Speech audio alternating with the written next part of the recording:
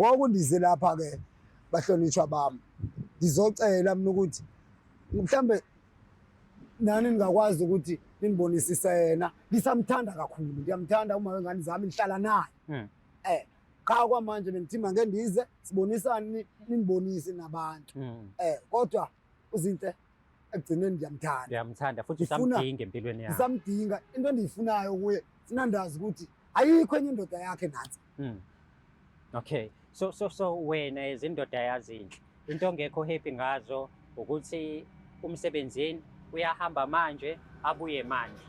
yilo nto nenkinga nayo mangani usho njalo yilo nto nenkinga nayo so kuyona yonke lo nto eyenzakalayo manje kuzinhle yini mhlawumbe ongafuna ukuthi ishintsheke manje kwi relationship kokunye ngifuna ukuba uzinhle akuchintshe kade kusukeleni nisasebenza engasebenzi simnandi kade si right nje ekameleni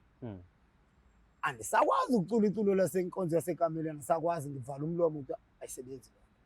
uzinhle kuhamba isikhathi wathenga omnye umbhedo wesibili mayithenga omnye umbhedo wesibili ngiyambuza ba lo mbhedo uthengelani wakho Siphamandla uthi umbhedo wakho longo kabani emsebenzini ngibuye ngikhathele nanguwe lala kulo mbhedo wakho ngizolala kulo ngifuna ukuphumula Siphamandla ukuthi ikhona into eqashilo lawo into yokuqala ufuna ukuya emsebenzini ngisakwazi kulento izinkonzo ukuya emsebenzini ngiphumule cha Siphamandla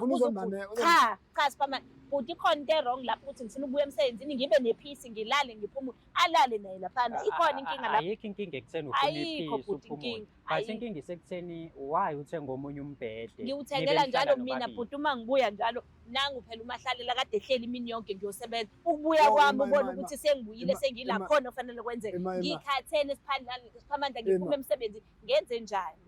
ukhathele ngoba uphume umsebenzini noma ukhathele uyena uSiphamandla ngikhathele ikona konke futhi lo msebenzi wakhe eze uluza ngicela ungibuze ukuthi why eze uluza umsebenzi uSiphamandla ehlala la ekhaya utshwala futhi ubesebenza ephuza wabanje emsebenzini ukuthi uyaphuza wahlala ekhaya